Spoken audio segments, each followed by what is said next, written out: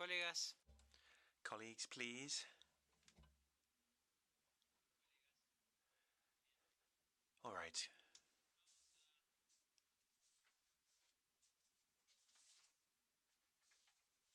Vamos a intentar con... Let's see if we can continue.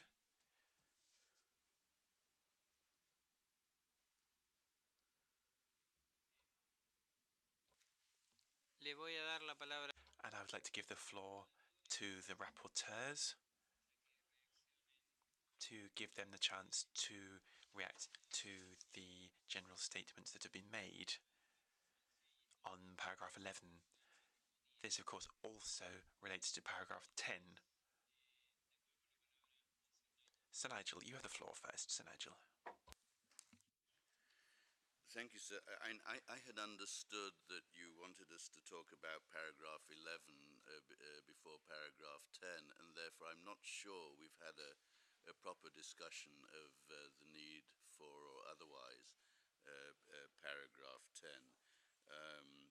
I don't feel strongly about it one way or the other, and I'm in the hands of the committee, and I do think Mr. Shani's point about paragraph 10 is a strong one. If we're being silent about the beginnings of life, I'm not sure there's a major need for us to get into the purely medical question, and it's purely medical, it's not ideological, as to when life ends.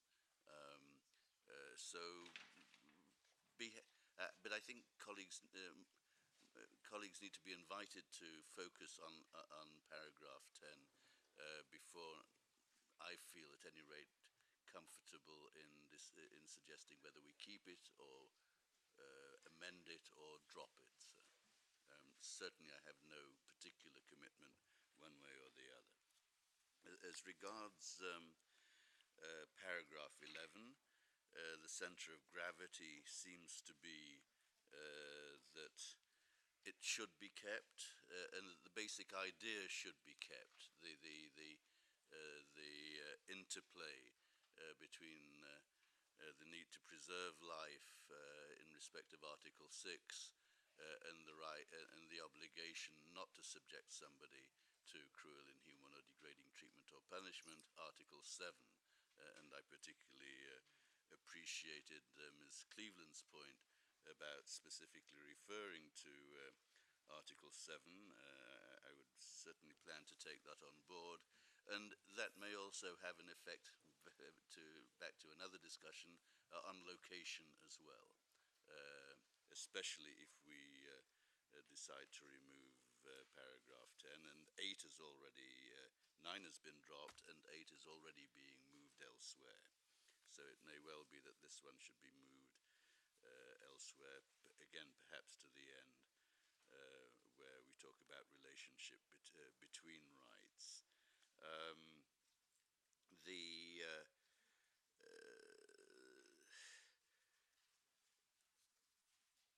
I do think we should try. I'm not sure that we're going to be able to, but I do think we should try to be able to be perhaps a little bit clearer on the one hand between suicide stroke assisted suicide on the one hand and euthanasia on the other. I think that's a reasonable point to make, though it may be easier to say than to draft. But so I'm indicating that I'm open to it, but it's going to take some thought.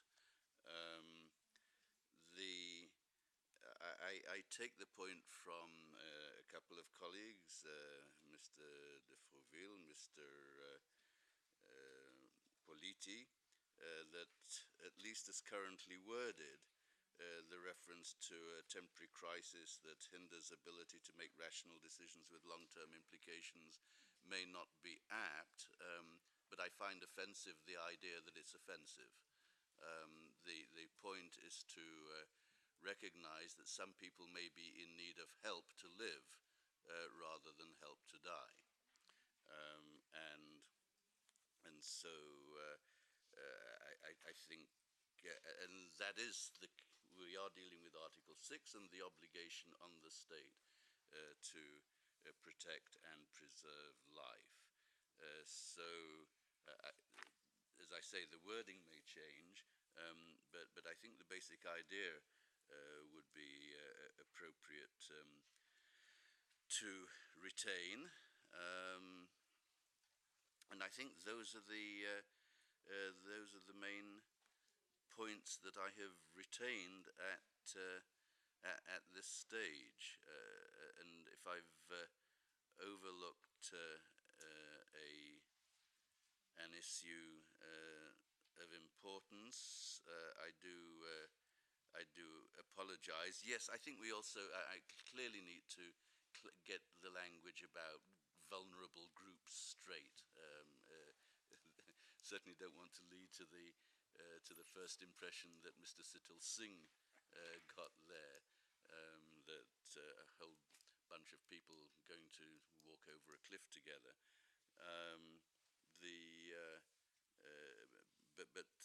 And precisely his citing of the concluding observation on Ecuador is very apropos. Whether that should find its way explicitly in the text, or perhaps by way of a footnote, may be a question of judgment. But again, it's a bit too early to be offering a text. That's the task that we next try and come up with. So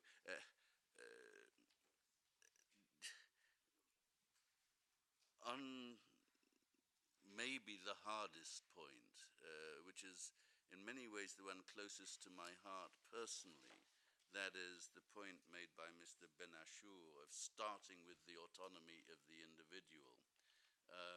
It does raise the point raised by Mr. Politi, that, well, shouldn't we be using that elsewhere in the general comment as well? Why does it just belong? Why does it just belong here? It is already there later in the text as part of the idea, and if, as I take it, the general can't help saying it again, center of gravity is indeed the coexistence of Article 6 demands and Article 7 demands, then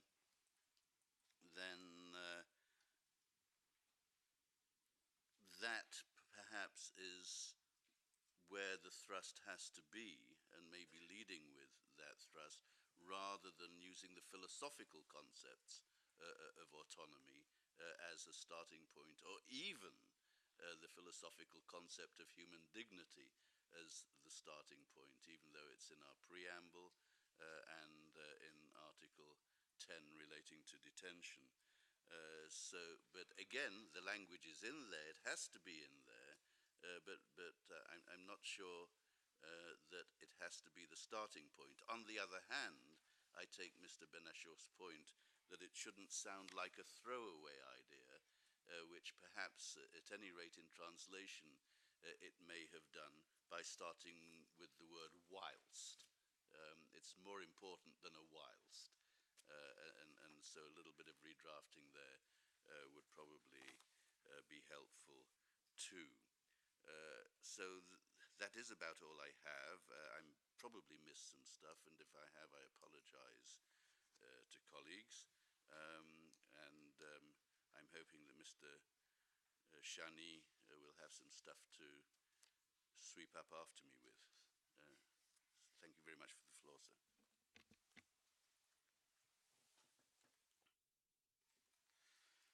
Thank you. Well, not much left, but maybe I will say a couple of words on the issue of temporary crisis. And I think this is a point which is, I think, more broad, and that is that when we are trying to identify within a context of a general comment, we are trying to identify a certain direction. I think it is useful first to explain to ourselves why are we pursuing this general direction, and then whenever we can get agreement on that, I think it is useful to also include it in the text.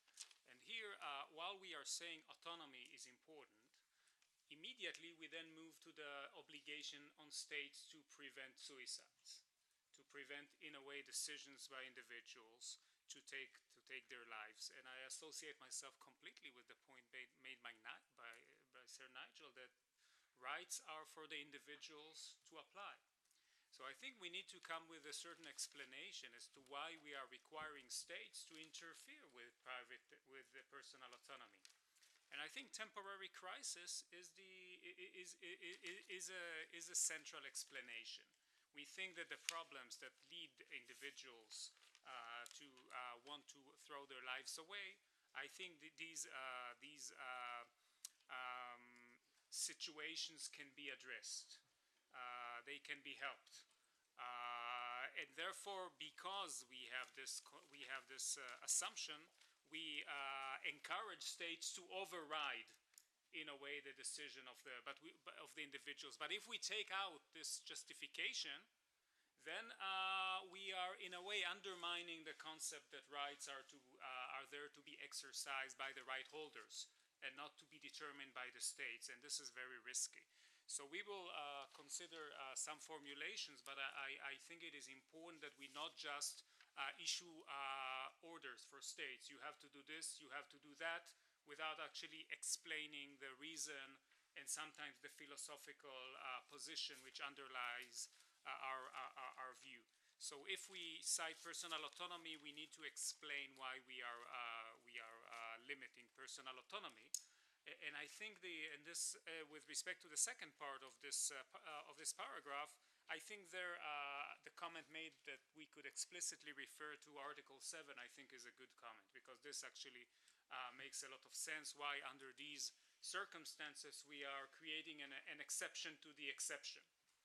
We are, in a way, not preventing states from introducing schemes that give effect to the preferences of individuals to die with dignity, when we are more reluctant to do this in broader circumstances where we would want states to intervene.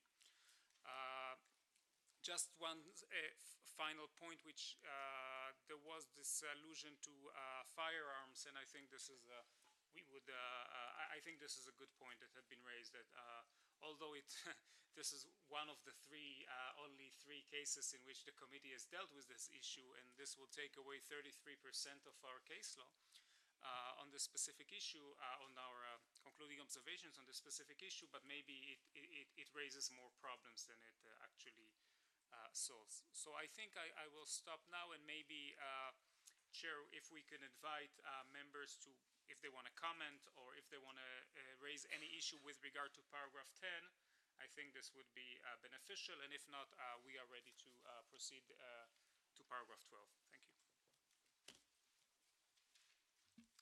Bien, Very well, thank you very much indeed. We've already had 2 comments on paragraph 10 from some colleagues.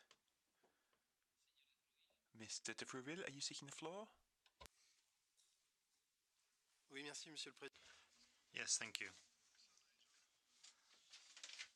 I'm asking for the floor because Sir Nigel had asked us whether he had forgotten something. And there is something that I mentioned. That is to say that there were 3 different problems with regards to the second part of paragraph 11. But the current wording doesn't make this distinction. He only mentioned 2. He mentioned assisted suicide and he mentioned euthanasia. But there's another, 3rd problem, which is ceasing treatment. That is to say, not pursuing excessive treatment.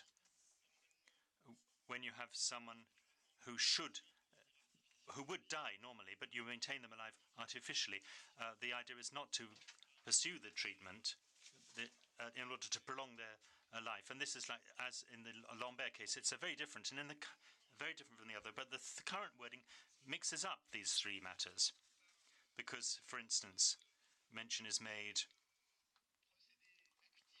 of actively promoting the end of life. That is a positive intervention. But there's also mention of a situation in which someone is in a desperate case and where we should, where the idea is that you shouldn't artificially seek to prolong their lives. And I think there's a separate issues. So I think the fact that these are not distinguished between here, I think demonstrates that we are not ready to tackle these issues. We don't have sufficient knowledge. If we had an individual communication, then we would have to rule on this, as the European Court has pronounced on these issues in a very cautious way by giving a margin of appreciation to states, and we would have to rule. But we're not obliged to rule, and I think therefore we shouldn't, because we don't have the conceptual tools available to us to do it. Thank you. Chair, thank you very much. I'll give the floor back to Sir Nigel then. Yes, thank you, sir.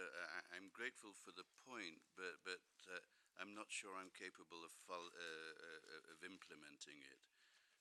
We basically deal, and Mr. de Frouville was quite right in making the point in his first intervention, that there's suicide, there's assisted suicide, and there's euthanasia. And that, as I indicated right at the beginning, there's room possibly for some kind of distinction between them. He then introduces a new one, which we haven't dealt with before, and says because it's so related to the others, we shouldn't deal with any of it because we haven't dealt with the new one. I don't really buy the logic of that, and I don't think it reflects the opinion in the committee, which I thought I had accurately detected as one of continuing with this paragraph, albeit with redrafting, and that's what I propose to do unless the committee directs me otherwise. Thank you, sir.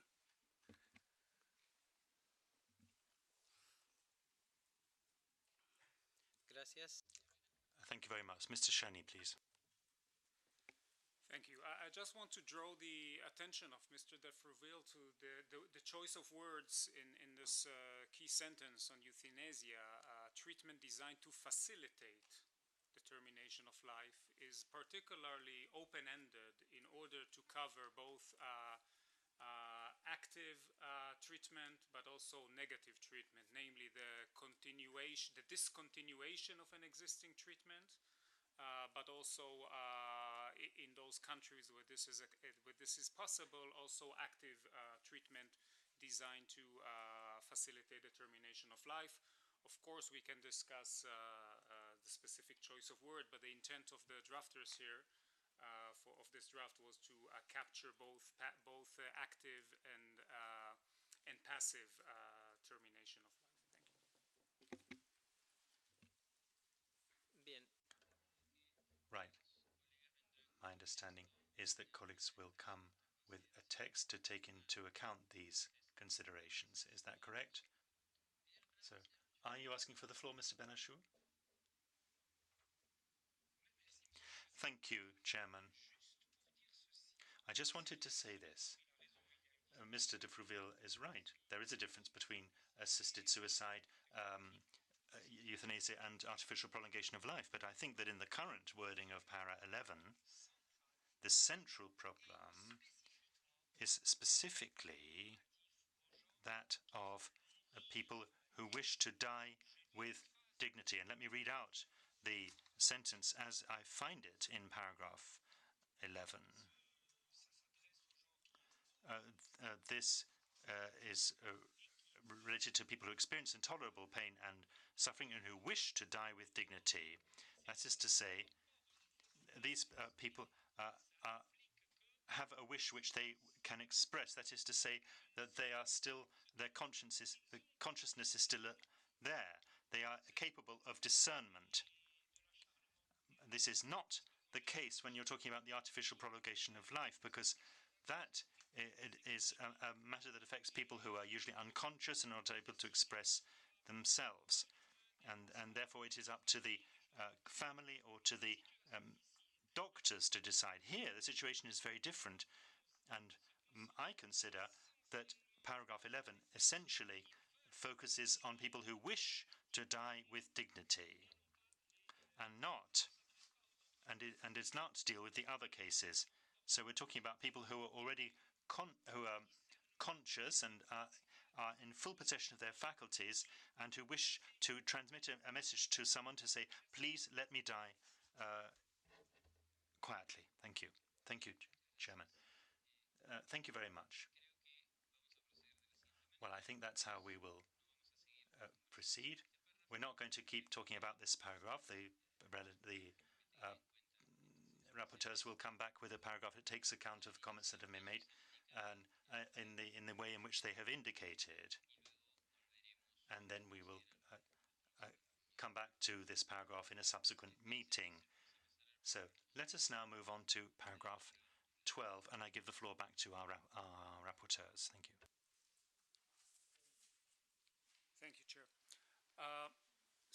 So paragraph 12 deals with the positive and negative obligations of state parties. Now, there had been already some discussion of this issue earlier this week when we discussed paragraph 6 dealing with deprivation of life. And with respect to that paragraph, a few members have indicated an interest in dealing both with the negative and the positive obligations of state parties.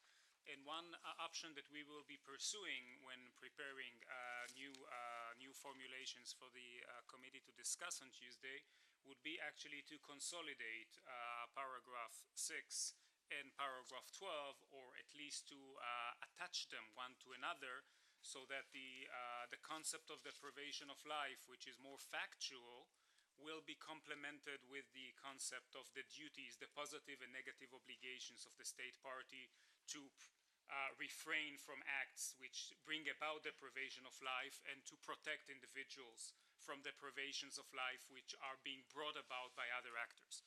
So this is the context of this paragraph, since we will probably be moving anyway the provisions that paragraphs between 8 to 12, 7 to 12, because of the various discussions that we have. So in a way, we can already imagine that paragraph 12 will dovetail paragraph 6. So I think this is what I want to say at this stage. Thank you. Muy bien.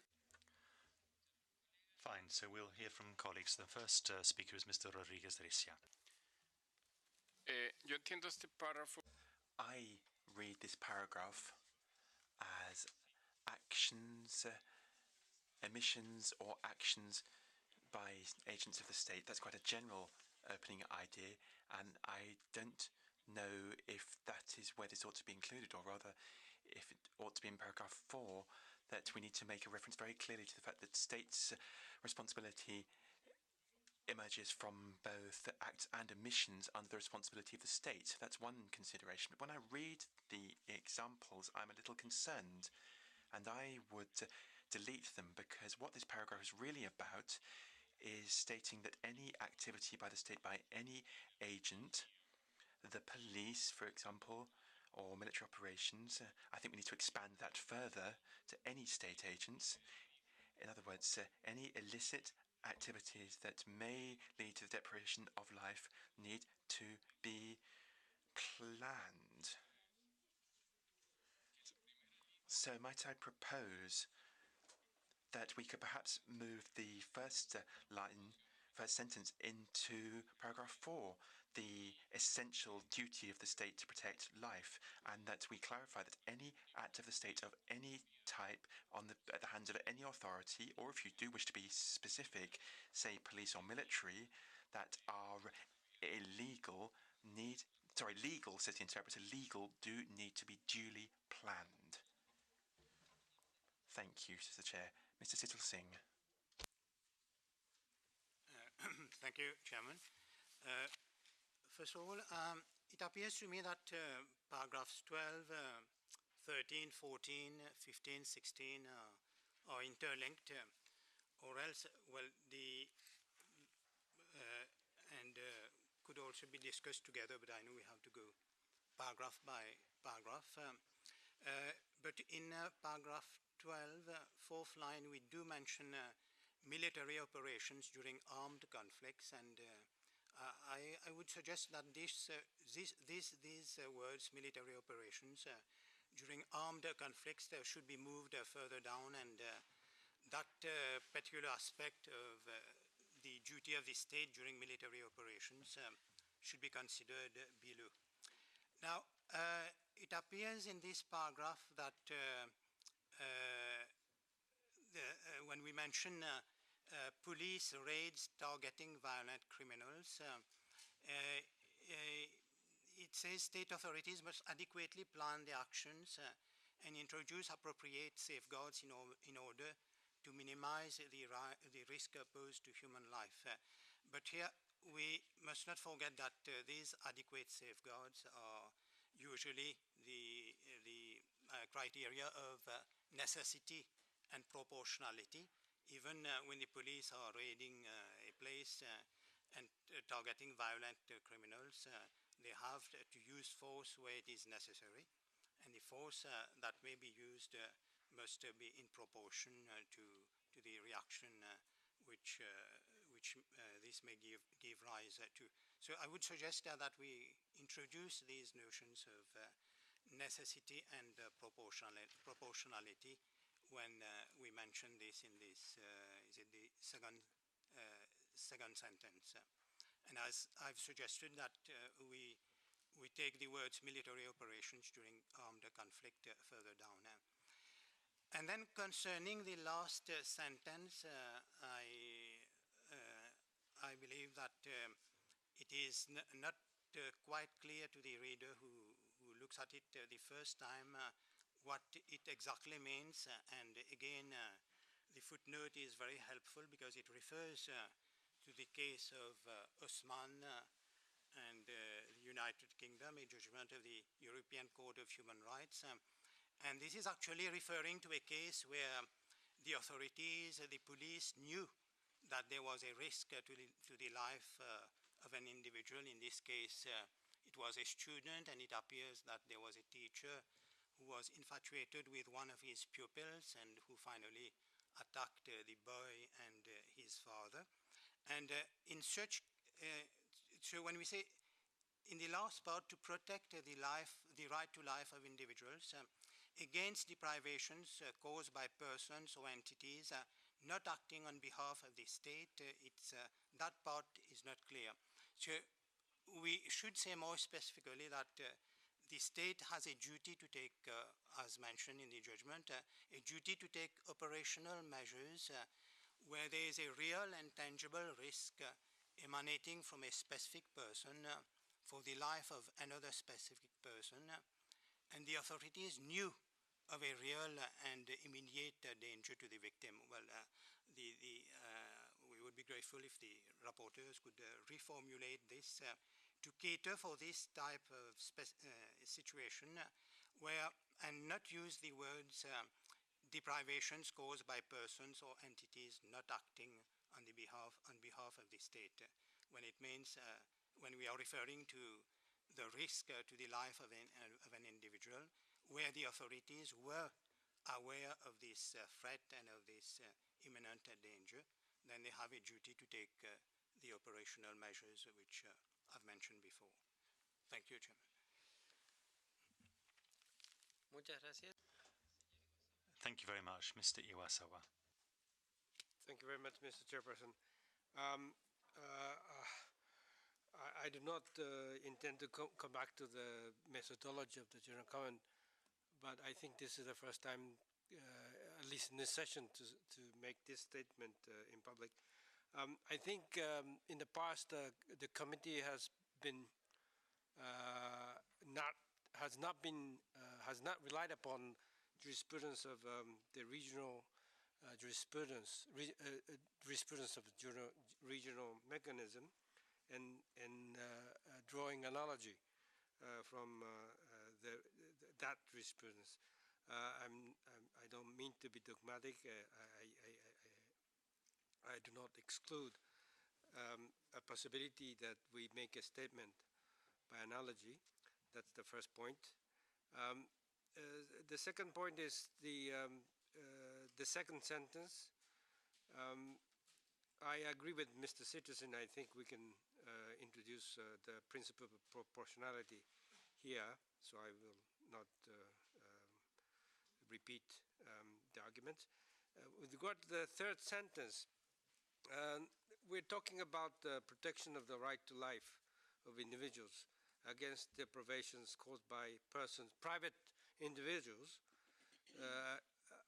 not acting on behalf of the state. In state responsibility, we have a principle of due diligence with regard to the right of aliens and in violation of the right of aliens by private individuals. And we ask the states to give due diligence, and if they fail to do so, we find the international law finds the state to be in violation of state responsibility to protect the aliens. So I think similarly, I think we can introduce the idea of principle of due diligence in this scenario in the third sentence. Thank you, Mr. Chair. Muchísimas gracias. Thank you very much. In that case, I throw the ball back into the rapporteur's court, and I give the floor to Sir Nigel and Mr. Shani. Thank you, Chair. Thank all members for their comments. Going very quickly, I'll go from bottom to top. Due diligence, yes, we can address due diligence. I mean, this is exactly what the last paragraph tries to capture by using terms such as reasonably expected and suitable measures. These are really just other articulations of the same idea. I'm also not opposed to necessity and proportionality. This actually goes to the issue of arbitrariness. The duty is not to arbitrarily deprive, which introduces necessity and proportionality. I should subsequently, part 2 deals extensively with arbitrariness. So this is really about the scope of the obligation of the state vis-a-vis its own activities and the activities of other entities and persons. The actual nature of the obligation would be discussed subsequently in the general comment. The reference to other persons proposed by Mr. Siddelsing, we will consider this. I just would want to flag that the words were chosen carefully here so as not to close it only to natural persons, but also to what could be legal persons, and also perhaps more significantly what could be other states.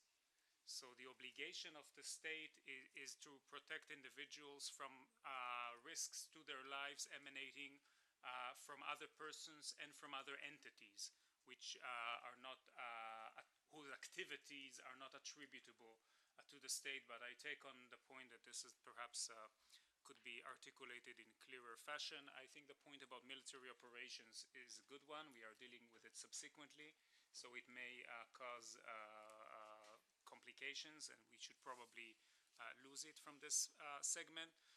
The only point which I find difficulty accommodating is Mr. Rodriguez-Recia's point about moving to paragraph 4, the first sentence, and this is because paragraph 4 is in a way a table of contents. It doesn't include substantive or even conceptual ideas. It simply describes what are the topics. So I think if it is close to paragraph 6 or part of paragraph 6, it is I think it will accommodate the concern. It will be further up anyway in the general comment.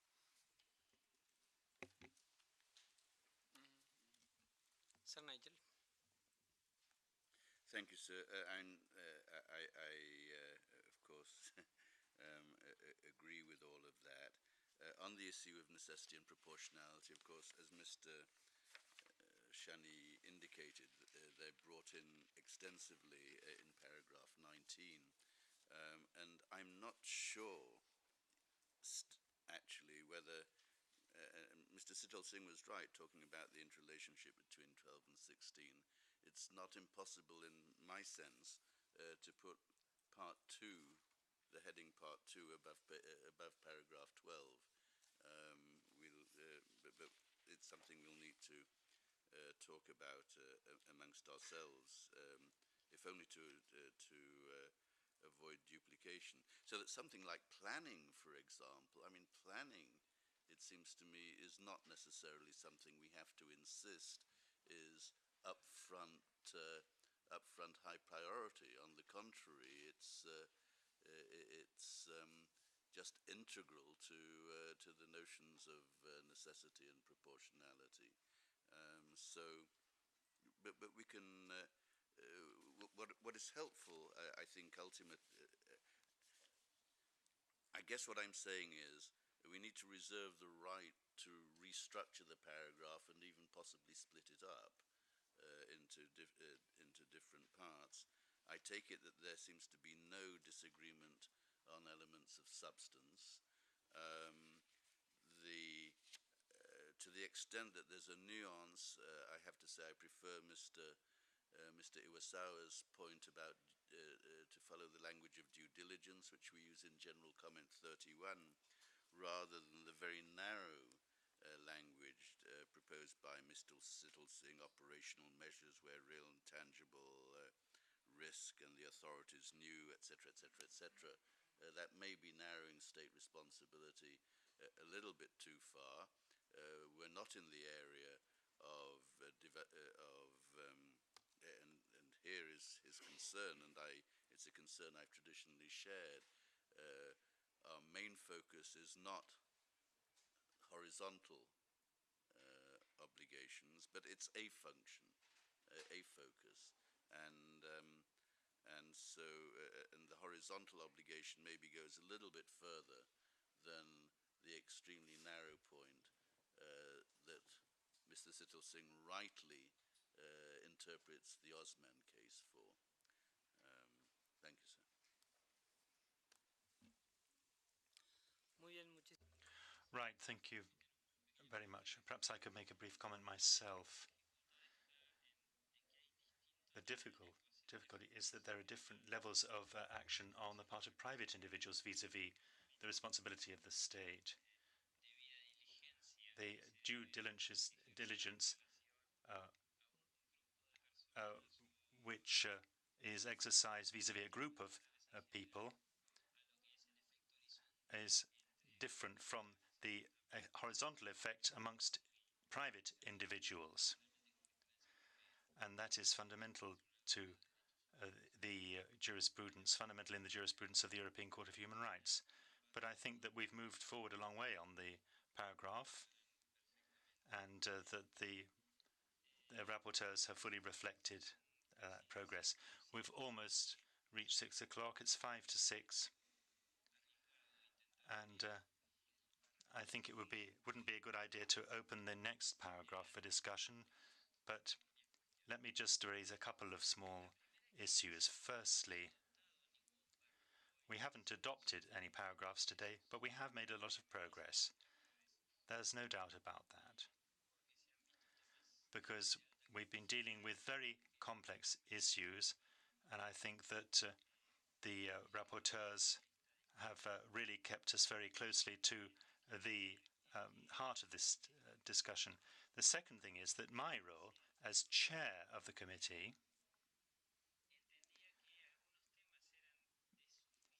means that there are some matters that are so